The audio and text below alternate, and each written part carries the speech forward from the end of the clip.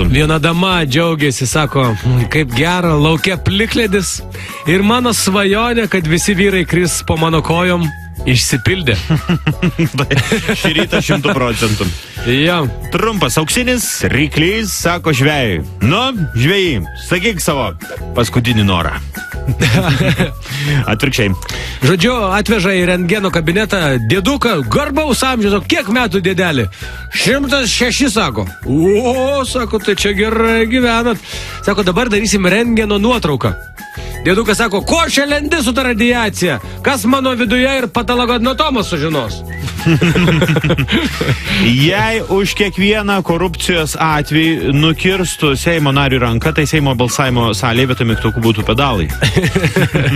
Toks iš žiauresnių. Kalbasi žmona su vyru. Žmona vyrui ir sako, tokia kaip ir filosofinė mintį.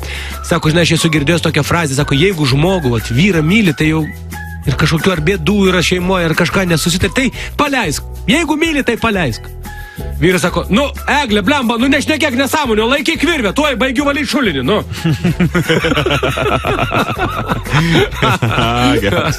Jo, geras šitas. Kalbasi dvi pupytės. Nu, klausyk, kaip faina, žinai, taigi naujieji metai šiemet bus, nu, šiaip šeštadienį, bet penktadienį, tai 30-ojo penktadienis, nu. Oho, kitas sako, nu, tikiuosi, kad nebus penktadienis ir 13.